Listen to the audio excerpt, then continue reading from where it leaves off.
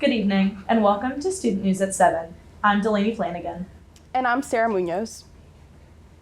The rain didn't stop crowds from gathering around a controversial event on Green Street today. USC's branch of Turning Point USA hosted the organization's founder on campus today. Charlie Kirk, a right-leaning internet personality and podcaster, debated students on political issues like abortion rights, transgender rights within the military, and immigration. This event is part of the American Comeback Tour. Kirk is heading to the University of Illinois tomorrow. In other political news, several gathered at the State House over the weekend to protest the Trump administration and its policies. The protest was a part of the national hands-off movement, with people rallying in all 50 states. People held signs, waved flags, and chanted against President Trump, specifically protesting his policies about the economy, human rights, and immigration. Now, Delaney, I don't know about you, but I think we need to talk about the weather. Lots of rain and tornado warnings lately, but the thing that has bothered me the most, the pollen. Bless you, thank you, and excuse my sniffles have been the only words in my vocabulary thanks to a worsening allergy season this year. South Carolina is ranked one of the worst states for pollen allergies, and this past month has not proved that fact wrong. Over the weekend, the pollen count was at its highest possible level, creating a yellow haze around campus. But why is it so bad? You can blame the rainstorms for picking up the yellow dust and swirling it around the air. To fight back, experts recommend avoiding outdoor activity from 4 p.m. to sunset and keep those windows closed. That is unless you enjoy sneezing on the regular. Thanks, Flugie. The USC community mourns one of their own this week. A memorial service was held in Rutledge Chapel on Saturday for Nathaniel Baker, a 21-year-old Darla Moore School of Business student killed in a hit-and-run at the intersection of Assembly and Blossom Streets last week.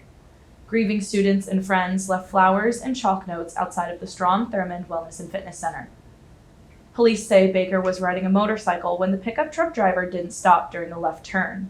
Baker was taken to the hospital where he died from his injuries. The driver of the truck was 24-year-old Rosalie Fernandez Cruz, an undocumented migrant who has been wanted since 2018. He fled the scene after the collision but was eventually caught and arrested on 4 counts. The university made the following statement, saying, quote, "Our prayers and deepest sympathies go out to Nate's family and friends during this difficult time.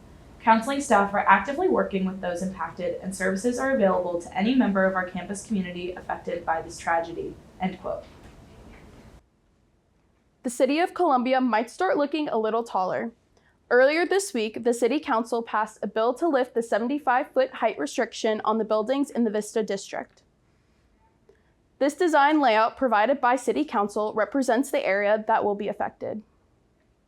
Supported by Mayor Daniel Rickman, the goals of this project is to boost Columbia's downtown scene and create more room for visitors.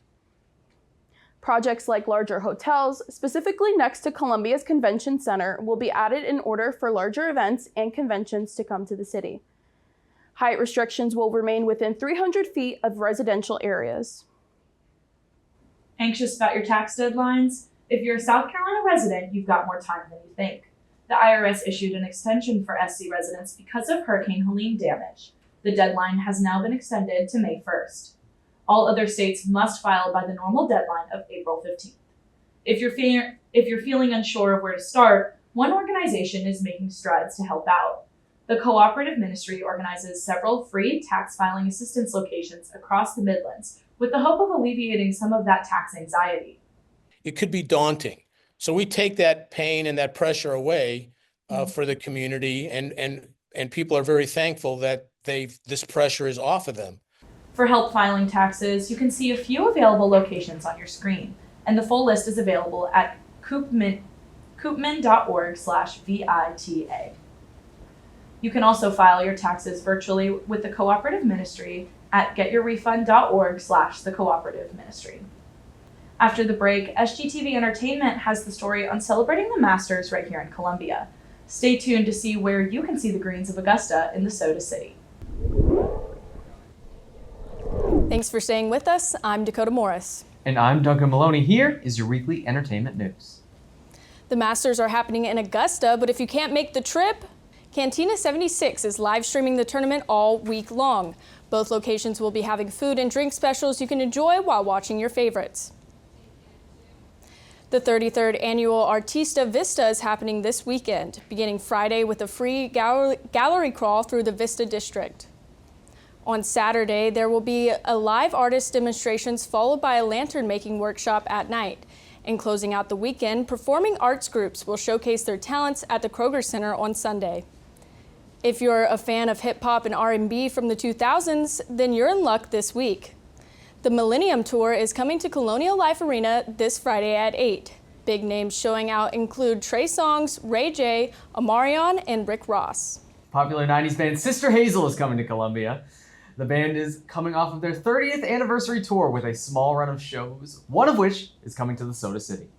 The band, whose biggest hit, All of You, came out in 1997, will be playing a mix of old and new at their new show at the Ice House Amphitheater. The show will start around 7. Doors will open at 6. Shakespeare is here at the Drayton Hall Theater this weekend. The USC Department of Theater and Dance has put together their rendition of Twelfth Night. Guest artist Carolyn Hallworth came to USC to direct the production after putting on Romeo and Juliet in 2022. Hallworth is one of the most respected Shakespeare directors in the country. She has directed in Colorado Shakespeare Festival, Utah Shakespeare Festival, and Orlando Shakespeare Festival. A festival in Columbia celebrates the Easter Bunny's counterpart. This past weekend in Meadow Lake Park, the 55th annual Peter Cottontail Festival took place. The celebration hosted fun events, games, and prizes for all those in attendance. The festival is named after Peter Cottontail, a fictional character created in the early 20th century. It was originally another, more unique name for Peter Rabbit, but in the mid-1900s, Peter Cottontail was featured in songs and TV specials as a different version of the Easter Bunny. The Beatles are set to reach younger audiences with the quadrilogy releasing in 2028.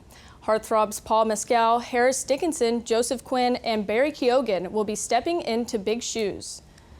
Beatlemania took over the 60s for teenage girls. And with fame and hysteria of these 4 internet boyfriends, the goal is to get Gen Z in on Beatlemania. If you're looking for some good old family Easter fun, there are plenty of opportunities around Columbia to participate in. This Saturday at the Saluda Shoals Park is the Rise and Fun 5K. It's a celebration of Easter and a movement for mental health awareness. Hosted by Forever Changed Ministries and followed by an Easter egg hunt. Minecraft movie celebrates a very successful weekend. The film starring Jack Black and Jason Momoa opened to theaters this past weekend.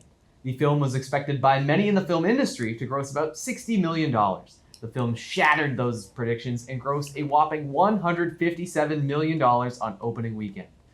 Part of the film's promotion that helped was the Minecraft meal at McDonald's that was for both kids and adults. The film will be in theaters for at least the next couple of weeks. This Saturday evening will bring the sounds of jazz to the Columbia air. The 6th annual Jazz Fest is taking place in Columbia this weekend. Jazz has a vibrant history in Columbia through the years, and the Saturday night event will be no different. The concert will begin at 6 p.m. with a vendor fair beginning at 4 p.m. and the headliner, Melissa Morgan, taking the stage around 8 p.m. The outdoor event celebrates jazz in the Columbia area, and all ticket sales will support the Richland County Recreation Foundation. Welcome back to Student News at 7. I'm Calvin DeLude. And I'm George Bagwell, here to give you the latest in sports. The South Carolina women's basketball team made it to the national championship for the 2nd year in a row. Only this year, Gamecocks were not ending the game at the Thomas Cooper Fountain. SGTV sports reporter Karenna Porter was at the championship game yesterday and tells us how the Gamecocks got knocked off their throne. South Carolina was looking to repeat as back-to-back national champions, but UConn was too strong in the passing game, and 2 Huskies had 24-point performances. The Gamecocks won the offensive rebound battle with 17, but their defense was overpowered. Joyce Edwards and Tessa Johnson each had a team-high 10 points on the night, but the rest of the offense wasn't as productive. I feel like we just missed a lot of shots, to be honest.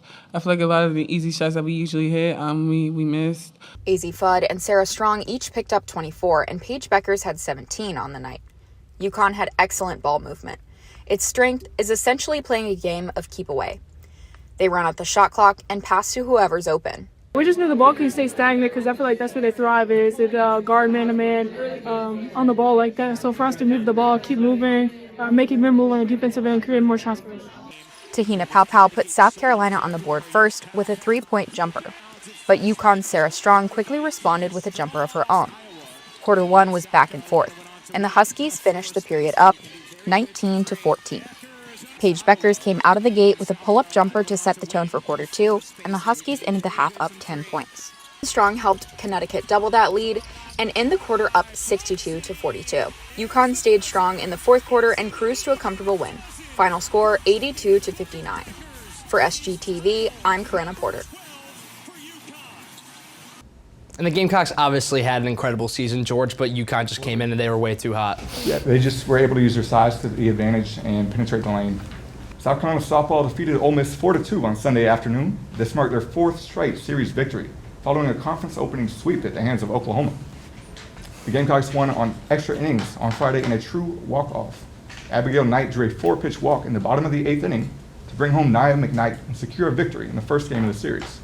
After a loss in the second game of the series on Saturday, South Carolina's 4-run first inning was enough to seal the rubber match win.